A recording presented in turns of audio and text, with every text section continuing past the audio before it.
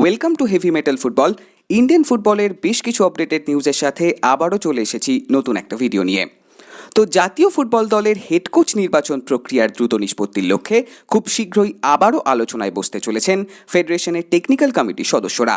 উল্লেখ্য, ইতিমধ্যেই ব্লু টাইগার্সদের প্রশিক্ষক হওয়ার জন্য মোট 291টি আবেদনপত্র জমা পড়েছে ভারতীয় ফুটবল সংস্থার কাছে।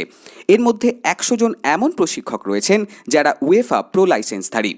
আপাতত ঝাড়াই বাছাইয়ের পর চূড়ান্ত তালিকা এবং তারপর ইন্টারভিউয়ের মাধ্যমেই হেড কোচ নির্বাচনের কাজটিকে সম্পন্ন করতে আগ্রহী ফেডারেশন কর্মকর্তারা।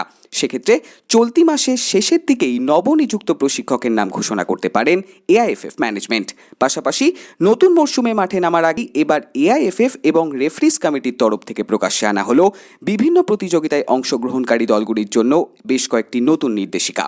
উল্লেখ্য, মাঠের মধ্যে এবং টেকনিক্যাল এরিয়া থেকেও যাতে ম্যাচ অফিসিয়ালদের সিদ্ধান্ত নিয়ে তেমন কোনো প্রশ্ন তোলা না যায়, মূলত সেই উদ্দেশ্যেই এদিনের নির্দেশিকা হলেও এতে ভারতীয় রেফারিদের মানোন্নতি কতটা হবে তা নিয়ে সত্যিই প্রশ্নচিহ্ন থেকেই যায়। অন্যদিকে নতুন মরশুমের সূচনা লগ্নে আপাতত জোর কদমেই অনুশীলনে ব্যস্ত লাল হলুদের সিনিয়র দলের ফুটবলাররা। আর এর মাঝেই দল গঠন নিয়েও একাধিক বড় সিদ্ধান্তই নিতে দেখা গেল ইস্টবেঙ্গল রিক্রুটারদের। সেই সংক্রান্ত আলোচনায় তো আসবই, পাশাপাশি দলবদলের বাজারে ইস্টবেঙ্গলের নতুন বেশ কিছু ট্রান্সফার পসিবিলিটিস নিয়ে শুরু করতে চলেছি আজকের এই নতুন এপিসোড।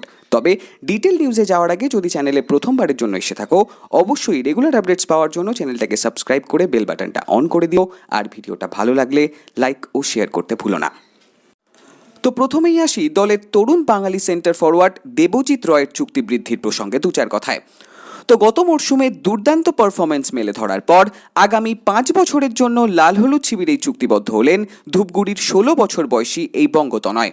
উল্লেখ্য, আন্ডার 17 ইউথ লিগ হোক বা ড্রিম স্পোর্টস চ্যাম্পিয়নশিপ, গত বছরের সমস্ত টুর্নামেন্টেই দলের সর্বোচ্চ গোল স্কোরার হওয়ার সূত্রে ইতিমধ্যেই এবছরের কলকাতা লিগের স্কোয়াডেও জায়গা করে নিয়েছেন প্রতিভাবান এই তরুণ সেন্টার ফরওয়ার্ড। সেক্ষেত্রে 2029 সাল পর্যন্তই দেবজিতের চুক্তি বৃদ্ধি হওয়ায় দলের আক্রমণ ভাগে আগামী দিনে আরও এক বঙ্গতনয়ের সাফল্যের অপেক্ষাতেই আপামর লাল হলুদ জনতা।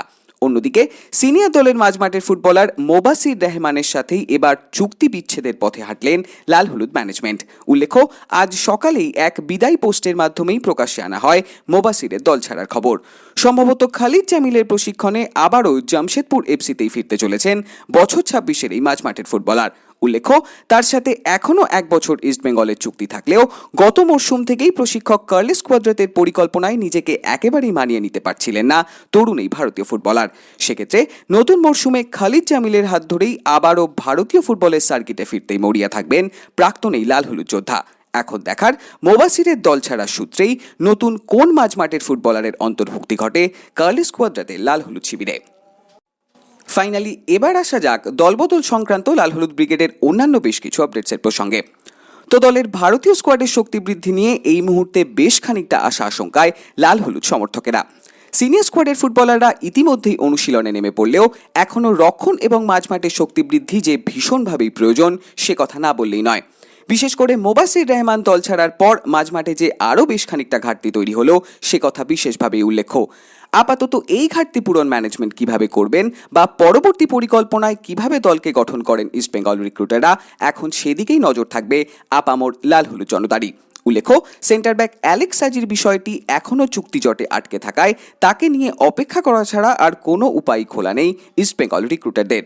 অন্যদিকে সাইড ব্যাক পজিশনে এক পর্যায়ে নাওরেম রোশন সিং বা সেভিয়ার গামাদের নাম ভেসে বেড়ালেও এই ডিলগুলির সম্ভাবনা এই মুহূর্তে কার্যত নেই বললেই চলে।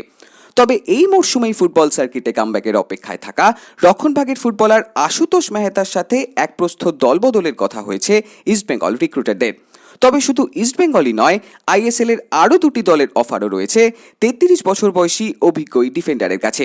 সেক্ষেত্রে নিজের ভবিষ্যৎ নিয়ে আগামী দিনে কী সিদ্ধান্ত নেন সাইড ব্যাক পজিশনের এই অভিজ্ঞ ফুটবলার সেদিকে অবশ্যই নজর থাকবে আপামর লাল হলুদ জনতারই। অন্যদিকে সিডিএম পজিশন নিয়ে একাধিক জল্পনা তৈরি হলেও এখনও জিকসেন সিংকেই পেতে আগ্রহী ইস্টবেঙ্গল ম্যানেজমেন্ট। তবে সাজিদ ডিলের মতোই এক্ষেত্রেও আরও বেশ কয়েকদিন ফাইনাল কনফার্মেশনের জন্য অপেক্ষা করতেই হবে ইস্টবেঙ্গল অফিসিয়ালদের। তবে শুধু জিকসেনই নন, মাঝমাঠের আরও 2-1 ফুটবলারের সাথেও পসিবল ট্রান্সফারের বিষয়ে কথা চলছে লাল হলুদ ম্যানেজমেন্টের। সেক্ষেত্রে আগামী সপ্তাহেই দলবদলের বেশ কিছু উল্লেখযোগ্য বিষয় প্রকাশ্যে আসতে পারে ইস্টবেঙ্গল শিবির থেকে। পাশাপাশি ষষ্ঠ বিদেশি নিয়েও একেবারে চূড়ান্ত পর্যায়ে ইস্টবেঙ্গল রিক্রুটিং টিম। আপাতত চুক্তির বিষয়টিকে নিশ্চিত করে দ্রুততার সাথেই নতুন ফুটবলারকে কলকাতায় আনাই লক্ষ্য ইস্টবেঙ্গল ম্যানেজমেন্টের। এখন দেখার ম্যানেজমেন্টের তরফ থেকে কবে প্রকাশ্যে আনা হয় নতুন বিদেশির অফিসিয়াল সাইনিংয়ের খবর। আজকের ভিডিওটি এই অবধি। ইন্ডিয়ান ফুটবল এবং ইস্টবেঙ্গল রিলেটেড এমনই সব আপডেট এবং অ্যানালিসিস নিয়ে আবারও কথা হবে নতুন একটা ভিডিওতে। ততক্ষণে রেগুলার আপডেটস পাওয়ার জন্য চ্যানেলটাকে সাবস্ক্রাইব করে দিও, আর ভিডিওটা ভালো লাগলে লাইক ও শেয়ার করতে ভুলো না। Tata, signing off.